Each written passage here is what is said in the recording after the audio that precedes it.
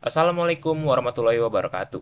Perkenalkan, nama saya Laksana Pertama Lingga dari kelas Komputasi Teknik, dan saya merupakan mahasiswa S1 Fast Track yang sekarang sedang mempelajari komputasi teknik. Tentunya dari Prof. Dai memiliki tugas yang diberikan kepada kami, yakni membuat suatu program, sebenarnya jatuhnya sebagai AI helper gitu untuk masalah engineering sederhana.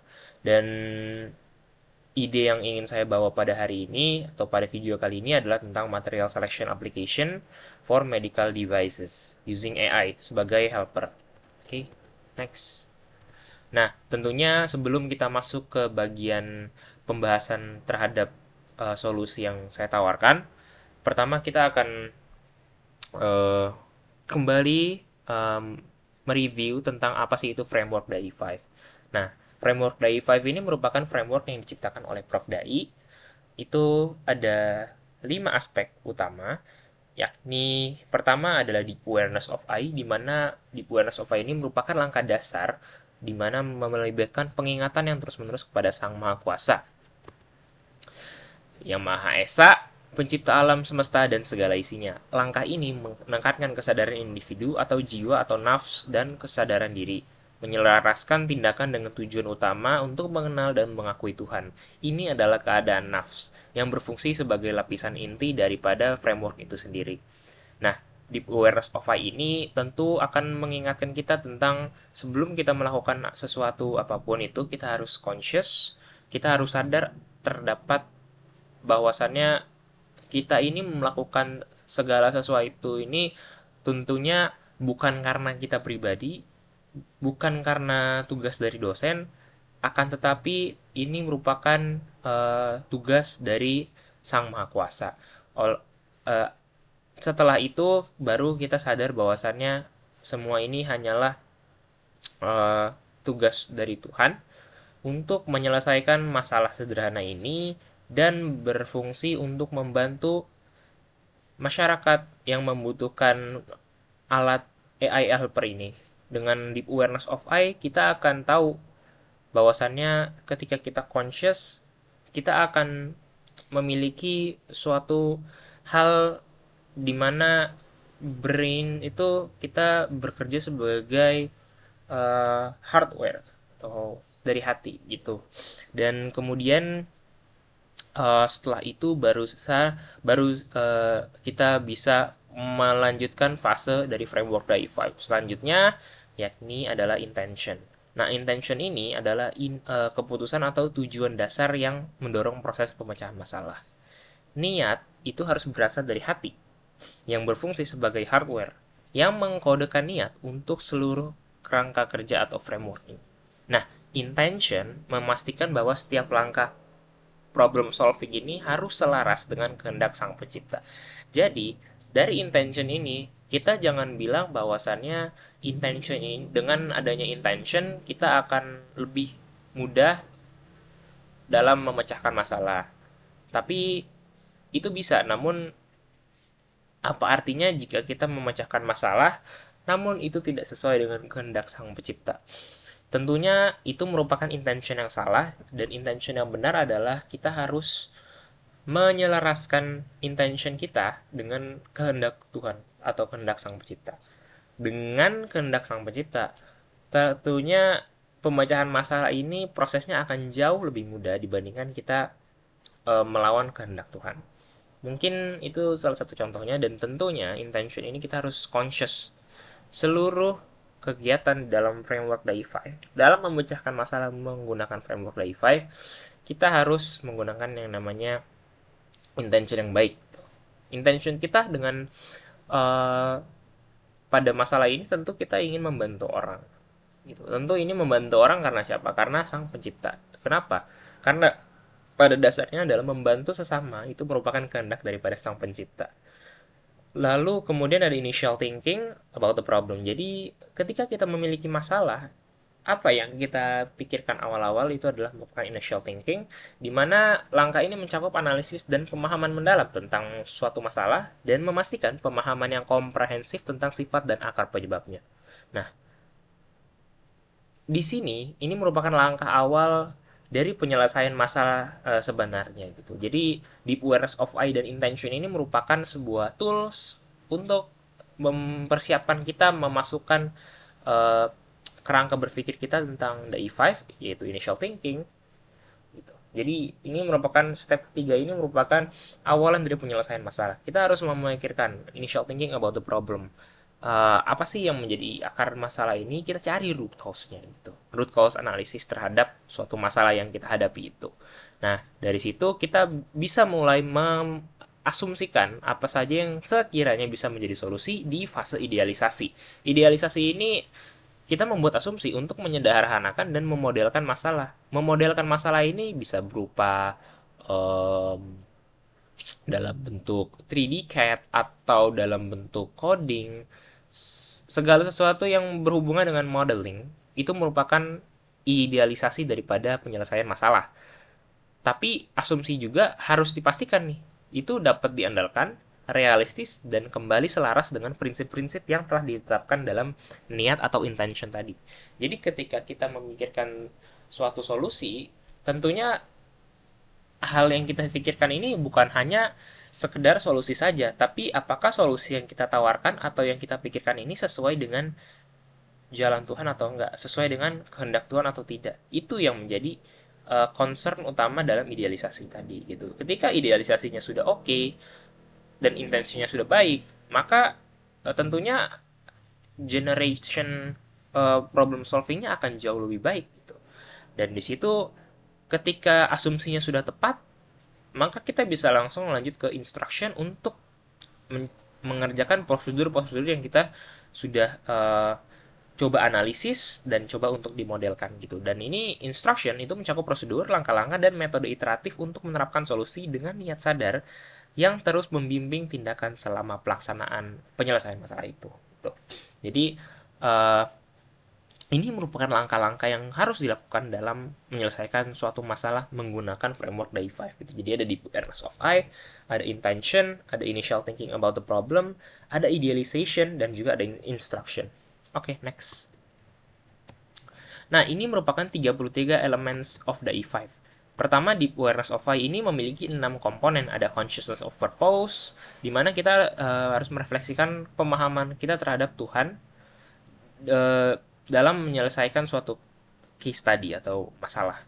Nah, kemudian kita harus self-awareness, di mana kita akan mendemonstrasikan kepedulian kita atau awareness kita terhadap personal bias, asumsi, dan roles dalam analisis. Jadi kita tidak boleh yang namanya karena kita mahir, kita merasa kita benar gitu. Enggak, kita nggak boleh kita tidak boleh memiliki personal bias gitu. Kita nggak boleh misalkan karena saya suka yang ini, jadi solusinya akan condong ke sini, itu tidak boleh. Kita harus menghindari yang namanya personal bias itu. Nah, kemudian ada ethical considerations, di mana itu mengikutsertakan tentang moral dan etika ketika menyelesaikan masalah case study ini. Jadi pastinya kita harus menyelesaikan masalah dengan kode etik yang sesuai gitu, etika yang sesuai dan moral yang sesuai dengan prinsip atau kehendak Tuhan. Kemudian ada integration of cara cerdas ingat Tuhan, di mana kita harus selalu mengingat kehadiran Sang Pencipta selama menjelaskan atau mengerjakan suatu masalah ini atau case study ini. Dan kelima, kita harus critical reflection, di mana kita harus secara dalam itu menghubungkan antara penyelesaian engineering dengan juga pendekatan holistik gitu. Agar kita bisa berimpact terhadap sosial dan juga berimpact secara holistik maupun secara keteknikannya. Terus ada continuum of awareness, di mana ini merupakan bukti dari consciousness kita. Kita harus progresif dan juga tidak terinterupsi oleh apapun itu. Setelah itu kita masuk ke intention. Intention ini memiliki 6 elemen, di mana clarity of intent itu merupakan adanya clear dan purposeful intention align dengan goal utama daripada sang pencipta gitu. Kemudian ada alignment of objectives, di mana ada case study-nya ini kita harus menyelaraskan dengan higher values dan universal principles. Dan jangan sekalipun kita melencengkan nilai-nilai tersebut dengan case study yang ingin kita selesaikan. kita harus selalu yang namanya mengalign kedua objektif itu. Jadi objektif secara case-nya dan juga nilai-nilai value atau universal principles-nya. Jangan sampai kita melawan kehendak semesta lah, intinya seperti itu. Dan kemudian ada relevance of intent, di mana intention kita ini harus disesuaikan atau diharuskan uh, efektif gitu untuk real world engineering application. Setelah itu ada sustainability focus, di mana solusi yang kita tawarkan ini bersifat long term secara environmental, secara social, dan juga secara economical impact. Dan kemudian untuk intention, elemen terakhir itu focus on quality, di mana intention yang kita tawarkan atau kita miliki itu harus memiliki intention yang conscious agar kita dapat memprioritaskan reliability, akurasi, dan presisi. Kemudian initial thinking of the problem. Jadi pertama kita harus problem understanding. Kita harus mengidentifikasi dan menjelaskan ya, mendeskripsikan masalah engineering itu apa. Setelah kita memahami problem itu, kita dapat masuk ke stakeholder awareness, di mana kita akan mengconsider perspektif dari segala stakeholder atau pihak yang berkaitan dan akan terimpact oleh problem atau solusi yang kita tawarkan. Dan setelah itu baru kita masuk ke contextual analysis untuk memposisikan masalah terhadap kondisi atau konteks fisikal, sosial, dan teknikal yang relevan. Dan tentunya ada root cause analysis, di mana kita akan mencari akar penyebab masalah tersebut sebelum kita melakukan yang namanya problem solving. Setelah itu kita harus menyelesaikan nih, setelah kita menganalisis itu apakah relevan, di mana relevance of analysis ini untuk mengensure bahwasannya problem solving yang kita tawarkan ini praktikal dan juga applicable gitu. Dan setelah itu kita akan menggunakan data dan evidence. Jadi initial thinking ini bukan hanya seolah-olah cuman menganalisis masalah, tapi harus menyelesaikan masalah dengan data yang kredibel, data yang akurat, data yang cukup gitu. Jadi problem understanding ini akan jauh lebih baik. Nah, next. Oke, kemudian idealization memiliki 6 nilai atau elemen, di mana ada assumption clarity. Semua asumsi yang kita buat ini harus dijelaskan secara eksplisit dan juga ada justifikasi terhadap relevansinya gitu. Jadi asumsi ini tidak boleh yang misalkan masalahnya A tapi asumsinya malah melenceng ke masalah B, tentunya itu tidak relevan dan itu harus dihindari gitu. Kemudian ada creativity dan innovation, di mana kita harus mampu mempropose unique atau unconventional solution yang idealized tapi tetap realistis gitu. Nah, ini baru setelah realistis itu kita masuk ke physical realism, di mana idealization ini harus di ensure bahwasannya dia adalah selaras dengan physical law dan atau hukum fisika dan juga engineering principle-nya. Setelah kita physical realism dan creativity sudah sesuai, kita bisa masukin ke alignment with intent. Ini harus align dengan intention kita gitu. Solusi yang kita tawarkan, idealisasi yang kita tawarkan itu harus sesuai dengan yang namanya ini intention kita gitu. Intention kita baik, maka solusinya akan lebih baik. Tapi ketika kita intentionnya sudah baik, kita harus make sure bahwasannya solusi yang kita tawarkan juga lebih baik gitu. Dan setelah itu baru scalability dan adaptability. Ketika itu kita harus consider nih, apakah idealized solution ini scalable dan adaptable to different context gitu. Apakah solusi yang kita tawarkan ini bisa diaplikasikan nggak sih ke masalah lain gitu. Kalau bisa maka bagus gitu. Dan kemudian ada simplicity dan elegance. Solution yang kita tawarkan ini harus efisien, simple dan elegan, walaupun kita men-solve problem yang kompleks. Oke. Kemudian kita masuk ke instruction set nih. Di instruction set ini agak cukup banyak. Ada sekitar 10 nilai. Jadi ada clarity of steps, di mana steps ini kita harus mengoutline each steps of the solution clearly and logically. Kemudian ada comprehensiveness, di mana seluruh relevan aspek of the solution itu tidak ada gap sedikit. Maksudnya kita harus sangat-sangat clear dalam menjelaskan jawaban yang kita ingin tawarkan gitu. Jangan sampai ada A, B, C dan langsung lompat ke E gitu. Itu tidak boleh dalam prinsip DAI5 gitu. Dan setelah itu kita bisa masuk ke physical interpretation, Jadi kita harus menjelaskan semua physical meaning daripada numerical result atau design decision-nya. Dan setelah itu kita bisa melakukan error minimization untuk menginclude prosedur dalam mengurangi error. Jadi ketika kita melakukan iterasi, bagaimana cara kita meng-outcome error itu, bagaimana kita caranya meminimalisasi error itu, gitu. Dan itu harus diselesaikan di instruction set-nya. Setelah kita meminimalisasi error, kita bisa memulai step verifikasi dan validasi, di mana dalam fase itu kita harus memprovide methods yang kita lakukan atau kita gunakan untuk memvalidasi atau memverifikasi jawaban yang kita jawab, itu solusi yang kita tawarkan.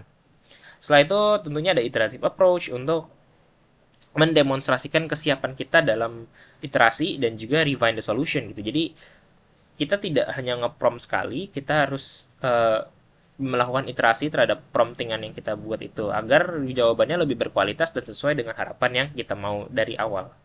Oke, kemudian ada communication effectiveness, di mana present instruction in a way that it is understandable dan actionable by others. Jadi bisa direproducibility oleh orang lain gitu. Jadi jangan sampai kita hanya menawarkan solusi atau ide instruction setnya itu tidak bisa dimengerti oleh orang lain dan tidak bisa direplikasi atau direproduce lagi oleh orang lain itu. Kita harus memastikan bahwasannya solusi yang kita tawarkan, idealisasi yang kita tawarkan, instruction yang kita tawarkan itu bisa direproduce oleh orang lain gitu. Kemudian kita harus alignment dengan the AI5 framework, maintenance coherence with all preceding the AI5 steps. Jadi instruction ini itu harus menginclude segala hal yang berkaitan dengan framework AI5. Tadi ada di awareness of I, ada intention, ada initial thinking of the problem, dan juga ada idealization. Jadi 4 elemen itu harus masuk ke dalam instruction set. Dan yang terakhir ada documentation quality, di mana dalam kualitas jawaban yang kita tawarkan, kita harus memprovide clear, complete, dan professional documentation of the solution. Itu mungkin untuk 33 elemen dari DAI 5.